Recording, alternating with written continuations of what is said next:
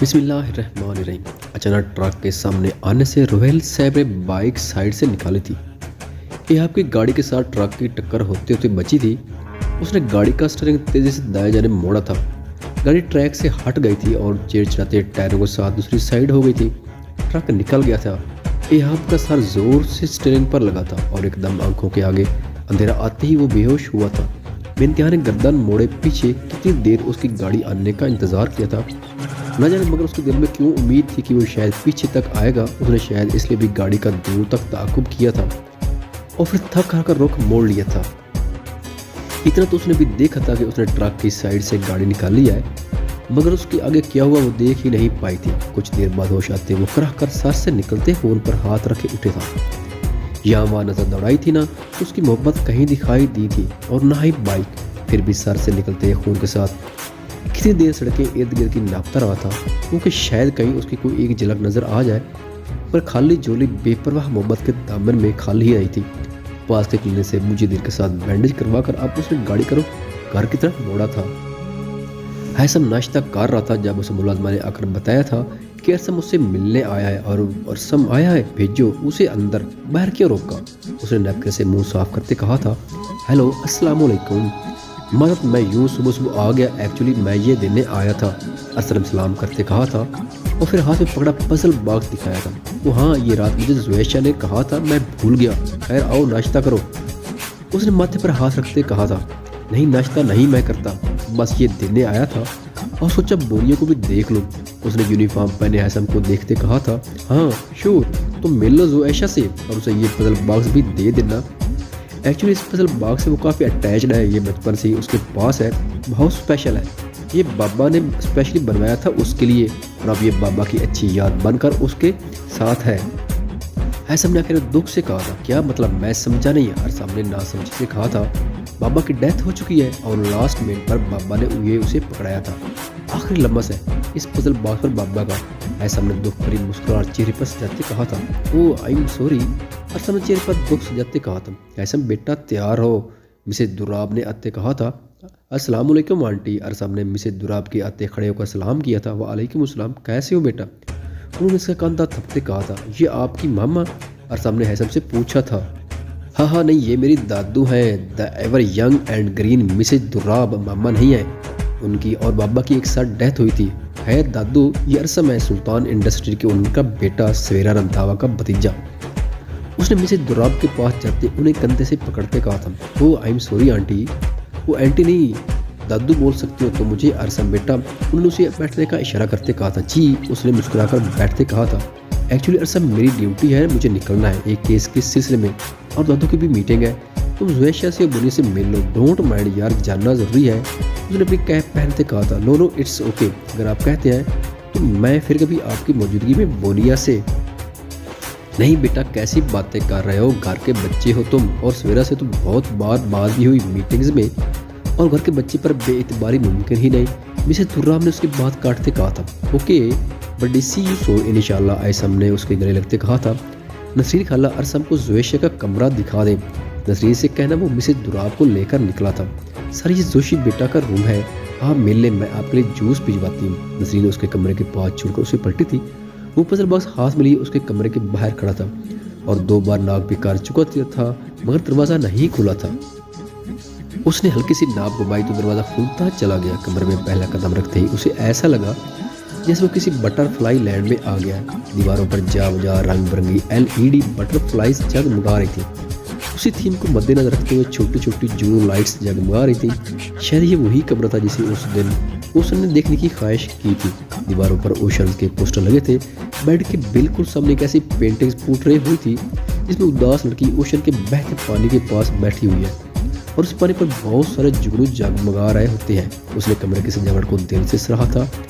वो कमरे में कहीं नहीं थी, जबकि पटियों से जकड़ा बुनिया को सोया वजूद बेड पर लेटा था और उस पर कंफर्टर ओढ़ा हुआ था। वो चलता चलता उसके पास आया था और फिर उसके बाजू को हाथ में पकड़कर पंजों पर अंगूठा रब किया था। बुनिया के चेहरे पर तकलीफ देकर उसे दुख हुआ था। उसने झुककर उसके माथे पर लाभ रखे थे और उसके सर पर कुछ देर उंगलियां चलाई थी। ड्रेसिंग टेबल पर पड़ी लाल रंग की डायरी पर अचानक नजर पड़ी थी तो तजस्सुस के मारे उस तक पहुंचने लगा था। उठकर खड़ा हुआ था کہ باتھ روم سے گیلے بالوں میں ٹاول پھیرتی نکلتی زویشہ سے ٹکرایا تھا اور کمرے میں بچھے رگ پر دونوں گرے تھے، ارسم نیچے اور زویشہ اس کے اوپر۔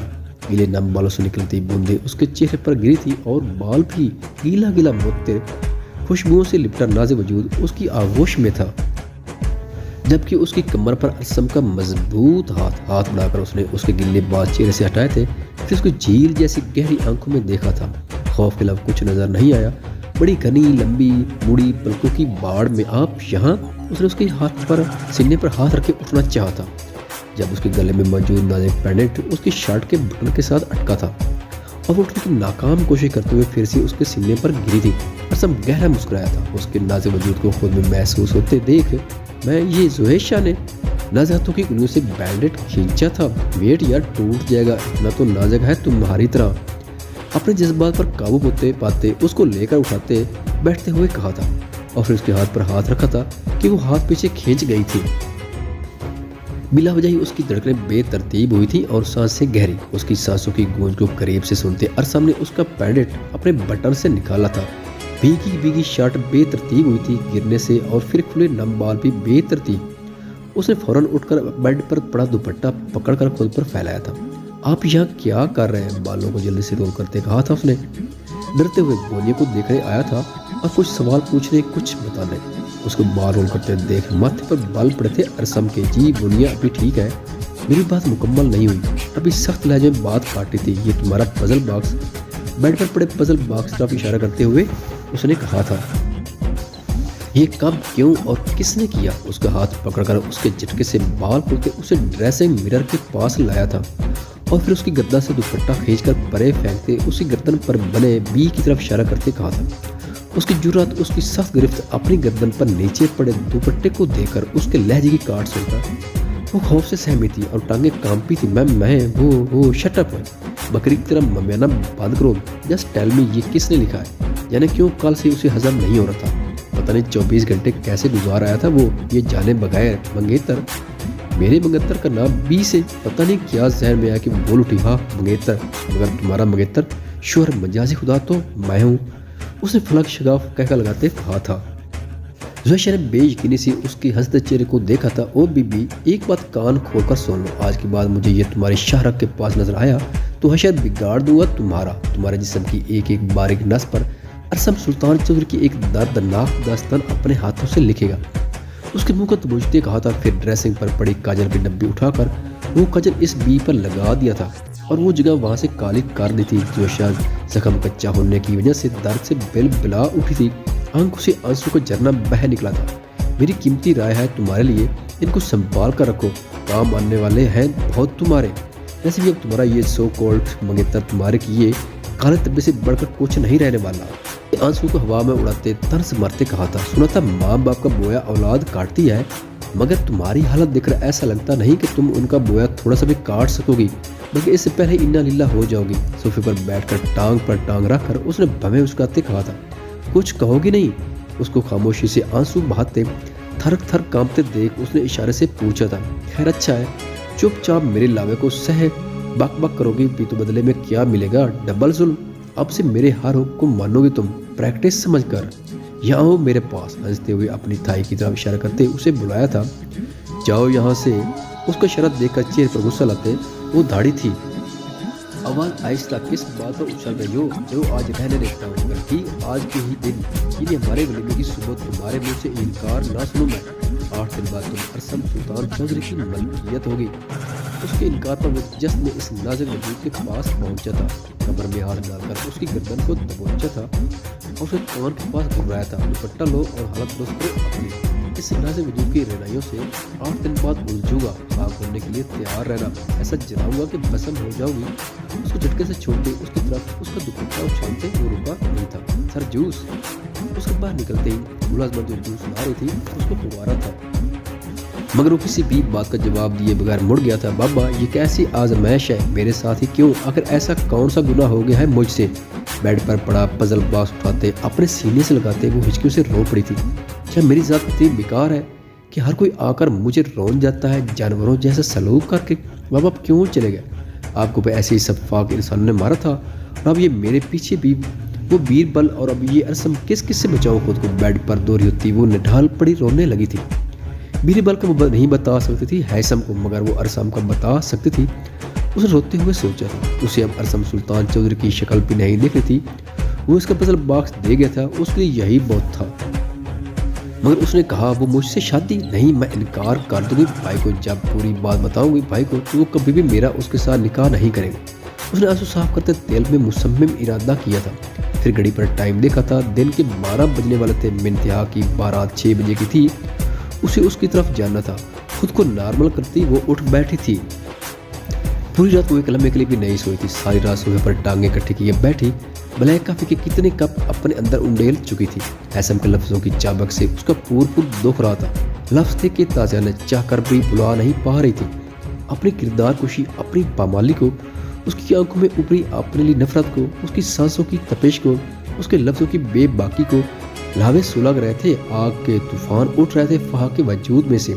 نہیں ہیثم ولید خان نہیں، ایک لفظ بھی نہیں، اب برداشت کروں گی تمہارا۔ تم نے تو صرف میرے سامنے میرے کردار کو پامال کیا ہے نا، تم دیکھنا کیسے میں تمہارے کردار کو بیچ چراہ پہ لٹکا دوں گی۔ ایسی تسلیم تمہاری ذات کی کروں گی کہ اڑیاں رگڑ کے اپنی سچائی ثابت کرنے کے لیے، مگر افسوس صد افسوس تم پر تمہارا سایہ بھی اعتبار نہیں کرے گا۔ یہ وعدہ ہے میرا خود سے، آج سے تم اپنی بربادی کا ٹائم گننا سٹارٹ کر دو۔ اپنے آنسو کو رگڑتے ہوئے کہا تھا اس نے۔ پھر اشال کے اور اپنے ملکہ کمرے میں آئی تھی۔ مجھے گھر کون لایا تھا فہا؟ اس نے چکراتے سر کو ہاتھوں سے تھامتے پوچھا تھا۔ فہا کے روم میں آتے ہی یہ سوال تم خود سے کیوں نہیں پوچھتی؟ اچھے سے جواب ملے گا۔ اس طرف ایک بھی نگاہ غلط ڈالے اس نے بے لچک لہجے میں کہا تھا۔ میری ڈریس تم نے چینج کی؟ اوف ایشو پلیز میرا دماغ مت کھاؤ، شراب پی کر ڈانسنگ بار کے فلور پر ناچ کر اگر دل نہیں بھرا تو ایسا کرو کسی کوٹھے پر چٹاخ، کیا بکواس کر رہی ہو، ہوش میں تو ہو؟ اشال ایک دم سے بفری شیرنی کی طرح اس تک پہنچی تھی، اس کا رخ اپنی طرف کر کے کھینچ کے تھپڑ لگایا تھا۔ ہوش میں مجھے نہیں، تمہیں آنا چاہیے ایشو، کوئی اتنا اندھا کیسے ہو سکتا ہے اپنی محبت کی انا اور ضد میں کہ اپنے دائرے سے ہی نکل جائے؟ اس نے گال پر ہاتھ رکھے چیختے ہوئے کہا تھا۔ پتہ بھی ہے کیا کیا گل کھلاتی پھر رہی تھی رات میں تم؟ دو خاندانوں کی عزتوں کا سوال نہیں، 3 خاندان جڑے ہیں تمہاری عزت کے ساتھ۔ مجھے بتاؤ ذرا کب چودھریوں یا رنداموں یا پھر ملکوں کی بیٹیاں ڈانس بار کی زینت بنی ہیں؟ کسی ایک خاندان کی عزت کی لاج رکھ لیتی، نواسی ہونے کا حق، پوتی ہونے کا حق یا پھر بہو ہونے کا حق کچھ ہی نہیں پا لیتی۔ اتنا بھی نہیں سوچا رات کے اندھیرے میں مرے ہوئے باپ کی عزت ہاتھ میں رہو فہا، چھوٹی ہو چھوٹی رہو۔ یہ شال چیخی تھی اس کی بات کاٹتے ہوئے۔ چھوٹی ہوں تو خاموشی سے بند کمرے میں سمجھا رہی ہوں، چھوٹی ہوں تو یہ کہہ رہی ہوں کہ اپنے اور اپنے رشتے کے حق میں کچھ ایسا مت کر بیٹھنا کہ منہ چھپانے کے لیے قبر کا سہارا لینا پڑے۔ میں جانتی ہوں میرے لفظ سخت ہیں، مگر جو تم نے کیا وہ کہاں کا انصاف ہے؟ کیا انا تمیز بلا رہتی ہے، عزت کے دائرے بلا رہتی ہے؟ ہم سب نے تم سے یہی تو کہا ہے کہ ایک بار اس پر اعتبار۔ یو جسٹ گو ناؤ فہا، otherwise I will kill you, you go. وہ ٹیبل لیمپ اٹھا کر زمین پر پٹکتے ہوئے داڑھی تھی۔ افسوس ایشو صد افسوس، اپنے اس جنگلی پن سے باہر نکل کر اس کا شکریہ ادا کر دینا جو تمہیں اس محفل کی زینت سے بچا کر کسی ہیرے کی طرح سیند کر یہاں تک لایا تھا۔ اس نے نم آنکھوں سے اسے دیکھتے ہوئے کہا تھا۔ اشال نے اپنے بال مٹھیوں میں جگڑتے خود کو بیڈ پر گرایا تھا اور رونے لگی تھی۔ وہ تو فہا بھی رہی تھی، ایک ہیثم کی طرف سے ملا دکھ، پھر ارحام کا اسے ساری صورتحال بتانا فون پر۔ اگر وہ بر وقت نہ پہنچتا تو نہ جانے کیا سے کیا ہو جاتا اس کے ساتھ۔ اب بات ہے ارحام یونیورسٹی بھی نہیں گئے، ساری رات لان میں بے قراری سے ٹہلتے رہے ہو، صبح صبح نکلتے کمرے میں آئے ہو اور اب شام ہونے والی ہے۔ کیا ہوا ہے، کسی نے کچھ کہا ہے، کیوں پریشان ہو؟ ارحام کی ماں نے اس کے کمرے میں آتے اس کے بالوں میں انگلیاں چلاتے ہوئے کہا تھا۔ ماما ہم بعض معاملات میں اتنے بے بس کیوں ہوتے ہیں، جیسے ہم مرنا چاہتے ہو اور جینا بھی ضروری ہو، کبھی کبھی بیچ کا راستہ کیوں نہیں ملتا؟ اس نے ماں کی آگوش میں منہ لیتے ان کے ساتھ لپٹے نم آواز میں پوچھا تھا۔ اللہ نہ کرے ارحام مرے تمہارے دشمن، کیسی باتیں کر رہے ہو؟ ماں کی جان زندگی بہت خوبصورت ہے، قدر کرو اس کی۔ انہوں نے اس کے بالوں میں انگلیاں پھرتے کہا تھا۔ بہت خوبصورت ہے ماما، مگر اس سے زیادہ تلخ بھی۔ ماں کی گود کا لمحہ تھا کہ وہ پھر سے نہ چاہتے ہوئے سسک پڑا تھا۔ سدا یہ سنتے آئے ہیں، کبھی بوجھل اگر دل ہو تو تھوڑا رو لیا جائے، بھا کر عشق تھوڑے سے سکون سے سو لیا جائے۔ تو ایسا بھی ہوتا ہے کہ دل بوجھل ہو کچھ ایسے، یوں جیسے بند مٹھی ہو، پھر شب بھر کے رونے سے نہیں، تکیے پگھونے سے نہ انچل ریشمی کرنا، خود اپنے عشقوں میں ڈبونے سے یہ دل ہلکا نہیں ہوتا۔ क्या है ये मामा, बिना वजह हंसना और हंसते जानना, जबकि अंदर से बेबसी महसूस करना, कभी कभी इतना खामोश रहने का दिल करना कि खुद को कब्रिस्तान बना लो, और कभी कभी दिल करता है कि इतना तन्हा हो जाऊं कि अपने साय को भी ना बर्दाश्त करो। मामा, हम किसी को अपने जीने की इतनी वजह क्यों बना लेते हैं कि उसकी बेबसी पर मरना भी नामुमकिन लगता है। उसकी दर्द में डूबी आवाज़ उसकी माँ को झंझोड़ गई थी। और हम मेरे बेटे क्यों अजियत दे रहे हो खुद को? उसकी नम आंखों को हथेलियों से साफ करते उन्होंने तड़प कर पूछा था। मैंने सुना था मामा, जब दो लोग मोहब्बत करते हैं तो उनके दर्द के अलाम दोनों पर वाज़ेह होते हैं, मगर उसे मेरी दर्द की तकलीफ का एहसास ही नहीं होता। मामा, मेरी मोहब्बत में इतनी ताकत क्यों नहीं है कि उसे मेरी तकलीफ के अलाम सौंप सके? उसने एक ट्रांस की कैफियत में कहा था। आराम, उसने जो देखा उस पर यकीन किया। कसूर उसका भी नहीं, मगर इन अनाओं के बुत को तुम दोनों में से किसी एक ने ही तोड़ना है, वरना बहुत कुछ बुरा हो जाएगा। उन्होंने उसे प्यार से समझाते कहा था। जी मम्मा, अब इस मसले का हल वाकई सोचना होगा, वरना। वो रात वाला बार क्लब का सीन याद करते चुप हो गया था। अच्छा, सोचते हैं इस बारे में, उठो और तैयार हो जाओ और नाश्ता करो अरसम, और वहाब की तरफ हो आओ, फ्रेश फील करोगे। वो उसकी पेशानी पर बोसा रहते उसे उठाते हुए खुद भी उठी थी। जी मम्मा, वो उठकर बैठा था। हेलो जी मम्मा, वो कोई परफ्यूम छिड़क रहा था जब उसके नंबर पर सवेरा रंधावा की कॉल आई थी। यह अब 7 बजे एक डेलीगेशन से मीटिंग है तुम्हारी पीसी में, फाइल फॉरवर्ड करवा दूंगी मैं तुम्हें, सवेरा रंधावा ने मसरूफ अंदाज में कहा था। मम्मा, क्या ज़रूरी है आप असम को? नहीं, असम में एक और जगह जानना है कॉन्ट्रैक्ट साइन करने, तुम प्लीज़ मैनेज कर लो, मैं फ़ाइल भिजवा देती हूँ। उन्होंने धीमे लहजे में कहते कॉल काटी थी। मगर आज मुझे उस जगह जाना था, फिर से शायद वो मुझे नज़र आ जाए या उसका बाप भाई कोई भी। एक बार मुझे उसका नाम पता चल जाए, फिर मेरी मोहब्बत मेरे पास होगी, मेरे रूम में, मेरे हिसार में। उसने साथ आप बढ़ते मिलते के चेहरा ख्यालों में जगमगाते कहा था। खरीद डॉक्टर साहब, वो भी थाने में? ऐसा ने मुस्कुराते हुए जवाब से मुसाफिया करते कहा था। हाँ, क्लिनिक जा रहा था, सोचा तुम्हारी तबीयत का पूछ लूँ, जवाब ने बैठते कहा था। तुम मेरा मजाक उड़ाने आए हो? ऐसा ने चुभती नज़रों से देखते कहा था। नहीं, ये पूछने आया हूँ कि ये कौन सा तरीका है एक लड़की से बात करने का? मेरा दोस्त तो ऐसा कभी भी नहीं था, उसने तो कभी किसी लड़के की किरदार कुशी नहीं की थी। फिर रात वो सब, आई एम सॉरी, मैंने सब सुन लिया था, मगर मुझे बिल्कुल भी पसंद नहीं आया तुम्हारे मुंह से वो सब सुनना, जवाब ने अफसोस से कहा था। ज़रूरी था, ऐसा में इग्नोर करते कहा था। एक लड़की की किरदार कुशी ज़रूरी थी? कैसे? मुझे भी समझाओ, किसी के किरदार का सर्टिफिकेट हम क्यों लिए करते हैं, जबकि हम तो अपना सर्टिफिकेट नहीं दे सकते कि कितने खरे और कितने खोटे हैं। जवाब ने उसको गहरी नजरों से देखते पूछा था। देखो जवाब, मेरी और उसकी नहीं है, मुझ पर अटैक करे, मैं उस पर अटैक करूँ, ये हम दोनों की अलग बात है। मगर वो जितना सीधा इस केस को समझ रही है इतना है नहीं। मैं शुरू दिन से उसको इस केस से दूर रखना चाह रहा हूँ, इसलिए नहीं कि मैं उसे खुद से आगे निकलता नहीं देख सकता। हम दोनों अपने अपने हिस्से की कामयाबी एक दूसरे से छीन नहीं सकते, मगर मैं एक लड़की को जानते बुझते हुए इस केस में नहीं धकेल सकता। यार, ये अपनी नौयत का बहुत खतरनाक केस है। वो लड़का लड़कियों के मर्डर करता है, वो भी इतनी बेदर्दी से। मैंने अपने दायरे की किसी लेडी डॉक्टर को भी, लेडी इंस्पेक्टर को भी इसमें इन्वॉल्व नहीं किया, क्योंकि मुझे सबकी जान प्यारी है। ये बात मैं शुरू दिन से हर तरीके से उसे समझा चुका हूँ, मगर वो समझने को तैयार ही नहीं। उसने अपनी कुर्सी से उठते हुए कहा था। तो तुम उससे सीधी बात, यही तो मसला है, वो सीधी बात समझती ही कब है, सारे सबूत इकट्ठे करने में लगी हुई है। इस दिन भी आधी रात अकेली मेरे घर में घुसी। कल उसे लगा कि मैंने उसे देखा नहीं, मगर कल भी वो इस डोना के साथ वहीं खड़ी थी जब इन्वेस्टिगेशन कर रहे थे। सब मर्दों में एक एक अकेली लड़की थी वहाँ मौजूद। फिर रात के 12 बजे के बाद फिर से वो क्लिनिक में थी, और डोना इसमें खुद में जान नहीं है, वो क्या हिफाजत करेगा उसकी? मेरा कोई रिश्ता नहीं है फाँ से, मगर किसी की बहन बेटी तो है ना, इसलिए मुझे वो सब करना पड़ा। आखिरी हरबा शायद उससे वो पीछे हो जाए। उसने सांस छोड़ते आंखें में जवाब की तरफ देखते कहा था। मगर ऐसा वो हट हुई है, बहुत ज़्यादा रोते हुए निकली थी वो वहाँ से। उसका चेहरा एकदम मुरझाया हुआ था। जवाब ने भी उसके पास खड़े होते कहा था, जानता हूँ, बस वो एक दफ़ा पीछे हो जाए और ये केस सॉल्व हो जाए, फिर मैं खुद उससे मुआफ़ी मांग लूँगा। उसने पैंट की जेबों में हाथ डालते कहा था। खैर है ना हैसम वलीद खान, और मुआफ़ी, लगता है दिल की बर्बादी का टाइम नज़दीक आ रहा है।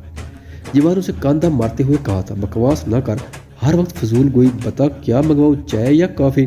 उसे इंटरकॉम तक जाते कहा था। कुछ नहीं यार, बस निकलूँगा, तेरी भाभी को आज डिनर पर भी लेकर जाना है, इसलिए क्लिनिक से जल्दी निकलना है, पर अगर टाइम पर जाऊँगा तो जल्दी निकलूँगा। जवाब ने मुस्कुराते हुए कहा था। भाभी ठीक है, और मेरा भतीजा?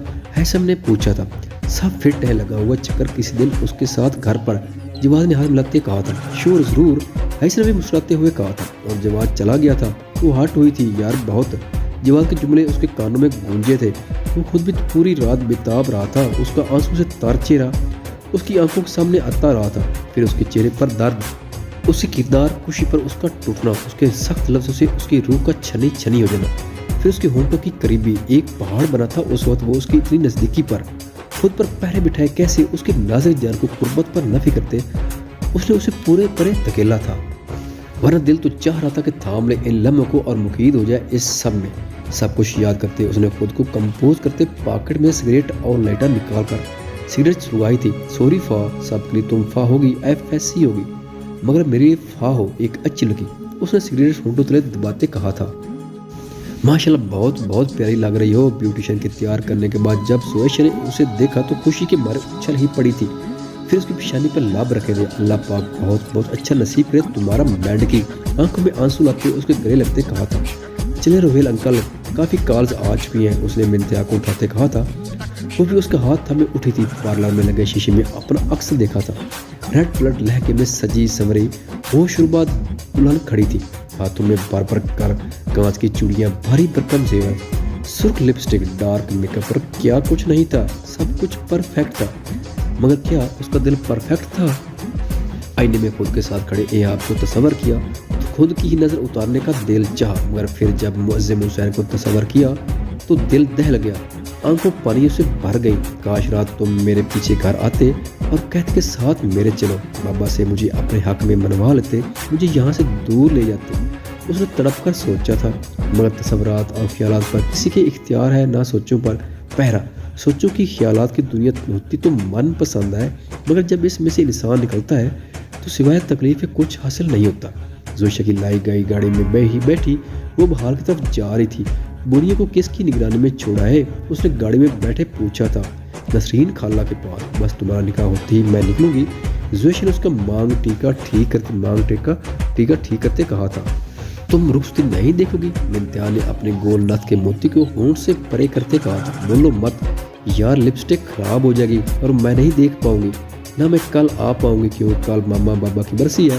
उसने बुझी दिल से कहा था। हम मनताब बस इतना कह पाई थी, जी है सी नहीं, मैं उसके साथ ही हूँ। ऐसे अपनी कॉल आई थी और वो कॉल सुनने लगी थी। मिनत्या ने गाड़ी से बाहर देखना शुरू कर लिया था। उसको घुटन हो रही थी, इसलिए गाड़ी का शीशा भी खोल दिया था। गाड़ी शायद पर रुकी थी और उसके बराबर जो गाड़ी आकर खड़ी हुई थी, इसमें मौजूद शख्स को देखकर उसके रंग उड़े थे। वो जो अपने ध्यान इशारे पर रुका था, गर्दन मुड़ते ही देखते हक्का बक्का रह गया था। उसे सज्जी संवरी देखकर उसके मुंह से निकला था। उससे पहले कि वो उसके चेहरे से नजरें हटा पाता, इशारा खुला था और गाड़ी तेजी से निकली थी। वो हक्का बक्का गाड़ी निकलते देख रहा था जब पिछली गाड़ी की हार की आवाज़ उसके कानों में पड़ी थी। या अल्लाह, ये कैसा इम्तिहान है, क्यों हर बार उसे मेरे सामने लाकर खड़ा कर देते हैं आप? मिनत्या ने जर्द चेहरे से तड़पते सोचा था। तुम ठीक हो? जोशी ने उसकी हालत देखते कहा था। हाँ, बस घुटन हो रही है, उसने लड़काते कहा था। अच्छा, बस पहुंचने वाले हैं। उसने अपनी साइड का भी शीशा खोल दिया था। वो पागल तरफ गाड़ी उसकी गाड़ी के पीछे दौड़ाने लगा था। मतलब आज उसकी बारात कैसे? या अल्लाह प्लीज इन लम्हों को मेरे हक में कर दे, उसने दिल से दुआ की थी। गाड़ी भगाते हुए उनकी गाड़ी को फॉलो करने लगा था। कुछ देर पर गाड़ी हॉल की एंट्रेंस पर रुकी थी। जोशा उसे उतारे अपनी हमनवाई में अंदर लेकर गई थी। बहुत देर लगा दिया, तुम लोगों ने कब से इंतजार कर रहे हैं मौलवी साहब। रोहेल साहब ने ब्राइडल रूम में मिनत्या को बैठा देखते कहा था। जोशा बेटा, तुम थोड़ी देर बाहर चली जाओ, निकाह खान आ रहे हैं। रोहेल साहब ने जोशा से कहा था। जी अंकल। वो मिनत्या की पीठ थपथपाते चली गई थी। माशाल्लाह, बहुत प्यारी लग रही है मेरी गुड़िया। रोहेल साहब ने उसके सर पर हाथ रखते कहा था। आए आए मौलवी साहब। मौलवी साहब को अंदर आता देख रोहेल ने उन्हें मिनत्या के बराबर बिठाते कहा था। बिस्मिल्लाह करें, उन्होंने मिनत्या के सर पर हाथ रखते कहा था। वो हॉल के बाहर गाड़ी खड़ी करते जल्दी से उतरा था। फिर भागता वो अंदर गया था। मिनत्या रोहेल वल्द मोहम्मद रोहेल हक मेरे 70,000 रुपये सिक्का राजुल वक्त। आपको मुअज़्ज़िम हुसैन वल्द फिरोज हुसैन अपने निकाह में कबूल है? निकाह खान ने मिनत्या की तरफ देखते पूछा था। कबूल है, उसने साकत दिल बेज़रत आवाज़ आंखों से अपनी रूह को अलग करते कहा था। ऐसा हो सकता था कि उसकी रूह, उसका दिल तड़पे ना इस फैसले पर। यह आपको लगा जैसे किसी ने उसके कानों में पिघला हुआ शीशा उंडेल दिया हो। आज ख्वाहिश थी उसकी उसका नाम जान लेने की, और नाम पता भी चला तो कैसे। मिनत्या रोहेल वल्द मोहम्मद रोहेल का हक में 70,000 रुपये सिक्का राजुल वक्त। कि आपको मुअज़्ज़िम हुसैन वल्द फिरोज हुसैन अपने निकाह में कबूल है? इंतहा रोयल वल्द मोहम्मद रेल हक में 70,000 रुपये सिक्का राजुल वक्त के आपको मुअज्जम हुसैन वल्द फिरोज ने अपने निकाह में कबूल है। कहते ही सामने पड़े निकाह नामे पर साइन करके कांपते हाथों से दान कर रही थी अपनी ख्वाहिशें, अपने जज्बे, अपनी रूह, अपनी सांसें। अपना दिल जिंदा लाश पल भर में डूब के उभरी थी बेतरतीब धड़कनों में। साइन करके जो ही नजर सामने उठाई वो सर नफी में हिलाता, तरबतर आंसू से गीले चेहरे के साथ लड़खड़ाता खड़ा था। मिंतिया की आंख से आंसू टपका था, माथे पर सफेद बैंडेज लगाए वो नम आंखों से सामने खड़ा था। सर चेहरा लिए जैसे किसी ने रूह खींच ली हो उससे, जैसे उसकी दुनिया लुट गई हो। निकाह खां गवाहान समेत सब उसके सर पर हाथ रखकर बाहर चले गए थे। वो अपनी जगह मंजमद खड़ा था। कुछ देर दोनों ने बहती आंखों से एक दूसरे को देखा था, जैसे वक्त ठहर गया था, जैसे कायनात रुक सी गई थी। या आपकी आंखों में 100 सवाल थे, मिंतिया की आंखों में 100 दर्द थे और किस्मत की झोली में 100 बाने। कुछ ऐसा हो ये शाम डले, कोई हाथ में थामे हाथ मेरा। कैसा लम्हा था, कितनी बेदर्द और जालिम थी किस्मत। मोहब्बत का जान रुए रुए में जगा कर कैसे अरमानों को कुचल गई थी। कोई इस वक्त हियाब और मिंतिया से पूछता कि मोहब्बत ज़िबा होती कैसे दिखती है। दोनों की गर्दनों पर अपने वार करके कुर्बान कर गई थी ये चुपचाप मोहब्बत। दोनों को निकाह मुबारक हो बेटा। मौसम ने भी निकाह कबूल कर लिया है, उसकी माँ ने अंदर आते कहा था और उसे गले लगाया था। वो बर्फ की तरह मंजिल में बैठी बेहिस होकर माँ के गले लगी थी। मुबारक को मिसेज हुसैन जोशा ने अंदर आते कहा था कि यहाँ ने तल्ख से मुस्कुराकर देखा था मिंतिया को और फिर उल्टे कदमों में पलट गया था। उसके पलटते ही वो सारे बंद तोड़े जोशा के गले लगी हिचकियों से रोने लगी थी। यहाँ के कानों में उसकी हिचकियों की आवाज़ सुनाई दी थी, मगर उसकी घुटन हो रही थी। उसे लग रहा था वो वहाँ से नहीं निकला तो उसका सांस बंद हो जाएगा। वो कुछ बहुत बुरा कर गुजरेगी। दोनों ने एक दूसरे से बात नहीं की थी, मगर शायद दर्द की ज़बान खामोश होती है। टूटे फूटे सारे लफ्ज़ एक जैसे होते हैं। बस बस बेटा, उसकी मम्मा ने उसकी पीठ थपकते कहा था। आंटी मिंतिया, जोशा ने उसके वजूद को खुद के साथ ढलकते कहा था। वो बेहोश हो गई, उसकी बाह में झूल गई थी। क्या हुआ? रोयल साहब को भी बुलवाया गया था, वहीं मिंतिया को होश में आता ना देखकर। मुझे लगता है बीपी लो हो गया है भाई साहब, बस जल्दी से रुखसती करवा दे, नहीं तो ये ऐसे ही खुद को हल्कान करती रह गई। ताइनों से बेहोश होते देखते कहा था। ये बस ये होश में आ जाए, रोयल साहब ने कहा था। जोशा ने हाथ मसलते फिर से उसकी आंखों पर पानी छिड़का था। तब उसने मुंदी मुंदी आंखें खोली थी। ठीक हो तुम? जोशा ने परेशानी से पूछा था। बेटा ठीक हूँ ना? रोयल साहब ने पूछा था। जी बाबा, बस थोड़ा चक्कर आ गया, उसने खुद को कंपोज करते कहा था। अच्छा ये जूस पी लो, कुछ खा लो, फिर रुकती है, इस बार ताई बोली थी। उसने बस सर हाँ में मिलाया था। कुछ देर बाद जल्दी जल्दी में रुखसती करवा दी गई थी। बाप के गले लाकर वो न जाने कितनी देर रोई थी। भाई को सीने से बिंची, उसका दिल कई बार कटा था और मन का दामन उनकी ममता छूट गई थी। जोशा भी उसकी हालत के पेश नजर रुखसती तक रुकी रही थी। सबसे मिलकर वो गाड़ी में बैठी थी मुअज्जम हुसैन के संग। भाभी आप नहीं बैठेंगी? रोयल साहब ने मिंतिया को गाड़ी में बिठाते कहा। नहीं भाई साहब, मिंतिया और मुअज्जम ही जाएंगे क्योंकि उन्होंने होटल जाना है। मुअज्जम ने वहीं रूम बुक करवाया। वो चाहता था इस शोर शराबे से थोड़ी दूर। ताई ने गड़बड़ाते कहा था। उनके अल्फाज मिंतिया ने भी सुने थे। ओ अच्छा, सही है, सही, खुदा खुश रखे। बस दोनों को उन्होंने दिल से दुआ दी थी। मुअज्जम ने गाड़ी स्टार्ट की थी और फिर जन करके निकल गया था। कोई भी नजर अपनी सजी समेत दुल्हन पर डालने बगैर कुछ देर में होटल की लॉबी में से गुजरते वो रूम में आए थे। सारे रास्ते मुअज्जम ने उससे कोई बात नहीं की थी। तुम बैठो, मैं आता हूँ। कमरे में उसे बेड के खिलाफ बैठने का इशारा देकर वो कमरे से निकल गया था। वो परेशानी से कांपते वजूद के साथ कुछ भी कहे बगैर पूछे बगैर बेड पर बैठी थी। मगर जान तो तब निकली जब ठीक 15 मिनट बाद मुअज्जम के बजाय किसी और को कमरे में आता देखा था। कौन हो तुम? जब उस आदमी ने उसकी सेज पर बैठकर उसका हाथ पकड़ा था तो चीखी थी। क्या लगता है फा अब क्या करेगी? आराम क्या करने का सोच रहा है? मिंतिया के सामने कौन आया होगा? खुश रहें, सलामत रहें। प्यारे दोस्तों, अगर वीडियो पसंद आए तो चैनल को जरूर सब्सक्राइब करें और अपनी तजावीज़ लाजमी कमेंट्स में बताएं। खुदा हाफिज़।